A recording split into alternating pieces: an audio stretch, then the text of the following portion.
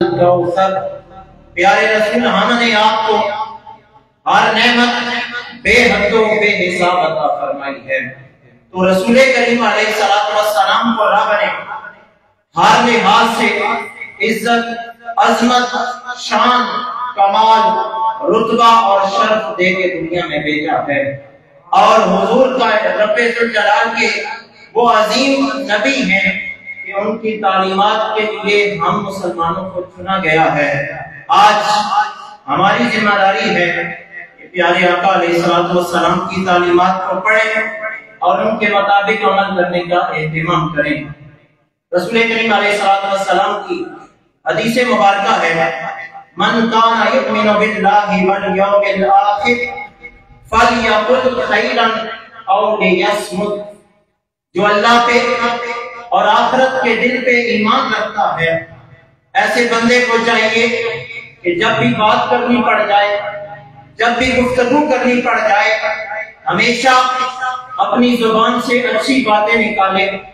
اچھی گفتگو نکالے، اور اگر اچھی گفتگو نہیں کر سکتا، اچھی باتیں زبان سے نہیں نکال سکتا، سرکار دو عالم علیہ السلام نے ارشاد فرمایا فلیصمت، اچھی باتیں نہ کر سکو تو پھر خاموشی اختیار کر لو،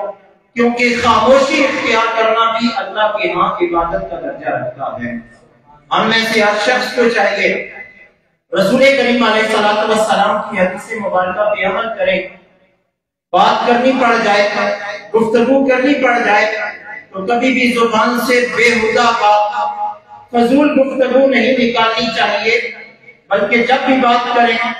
جب بھی گفتگو کریں، ہمیشہ بامعنی اور بامقصد بات کرنی چاہیے۔ اللہ کے نبی علیہ السلام فرماتے ہیں اگر بامقصد بات نہیں کر سکتے تو پھر خاموش رہا کرو، اس میں اللہ کی طرف سے بھلائی ہے۔ پیارے آقا علیہ السلام کی احادیث مبارکہ آپ کی خدمت میں عرض کی جاتی رہے گی۔ آج کی اس بابرکت محفل کا آغاز ہم اللہ رب ذوالجلال کی بابرکت کلام قرآن مجید کتاب حکمت صحیفہ نور کی آیات بینات سے کرتے ہیں، تلاوت کلام الہی کی سعادت حاصل کرتے ہیں۔ جامعہ رحمانیہ رضویہ کے شامعین صفت متعلم حافظ محمد عثمان صاحب تشریف لائے، اور آج کی اس بابرکت محفل کا آغاز رب ذوالجلال کی بابرکت کلام کی آیات بینات سے فرمائے نعرہ تکبیر۔ جب نعرہ تکبیر کہا جائے تو ایک بات بلند کرنا ہے، جب نعرہ رسالت کہا جائے تو دونوں ہاتھ بلند کر کے محبتوں کا ثبوت دینا ہے۔ نعرہ تکبیر، نعرہ رسالت، نعرہ رسالت، نعرہ تحقیق،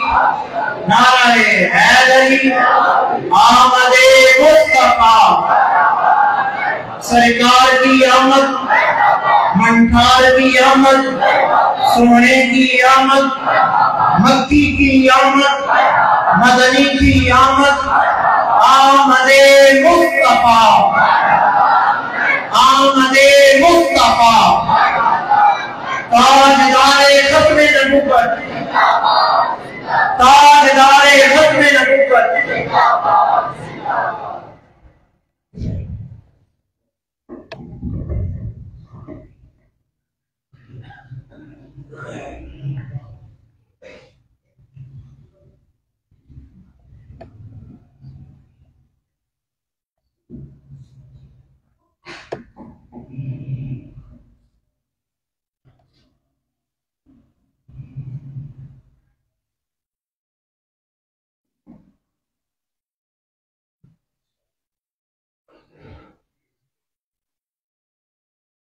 أعوذ بالله من الشيطان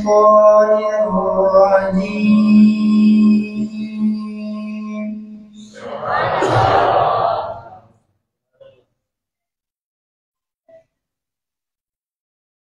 بسم الله الرحمن الرحيم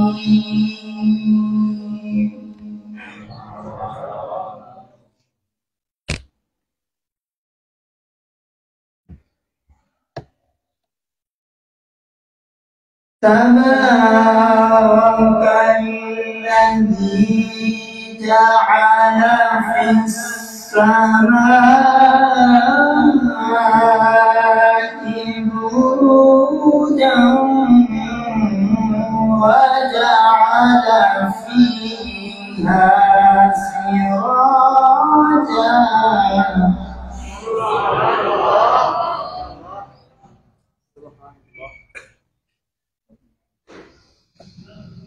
وجعل فيها سراجا وقمرا منيرا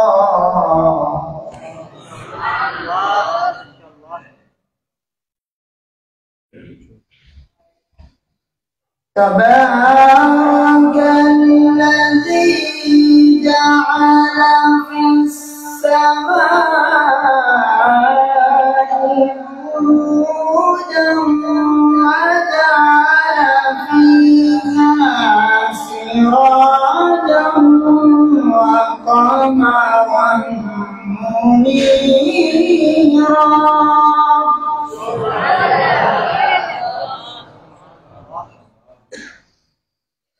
وجعل فيها سراجا وقمرا منيرا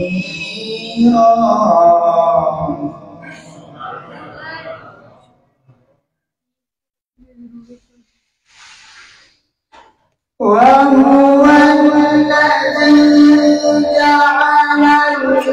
الليل والنهار خلفة لمن أراد أن يذكر أو أراد شكورا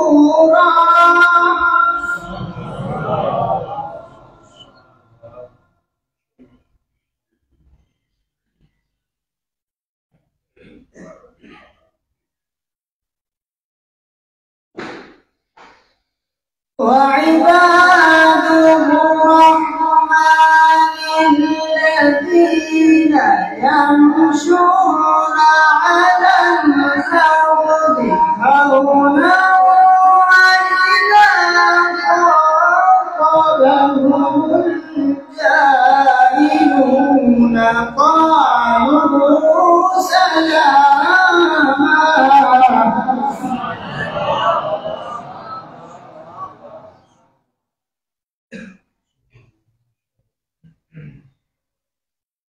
وعباد الرحمن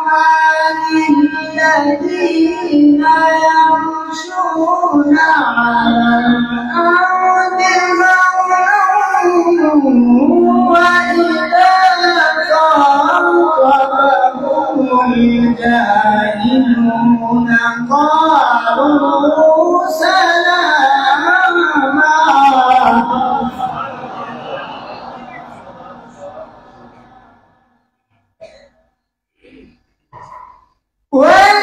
والذين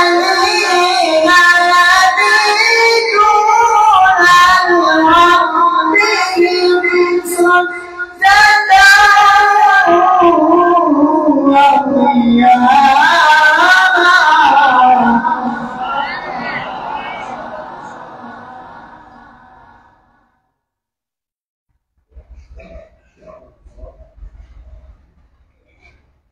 وعباد الرحمن الذين يمشون على الأرض هونا وإذا خاطبهم الجاهلون قالوا سلاما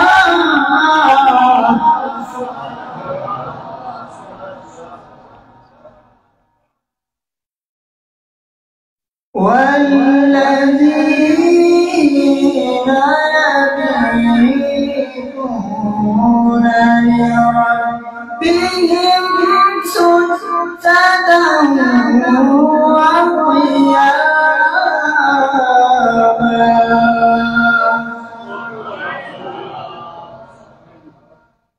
بسم الله الرحمن الرحيم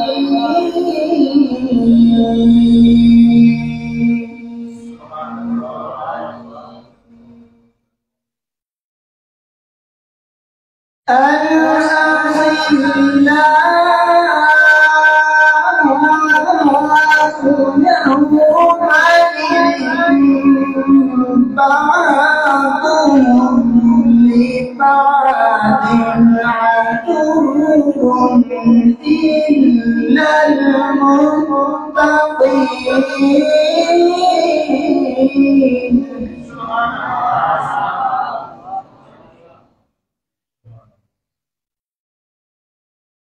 يا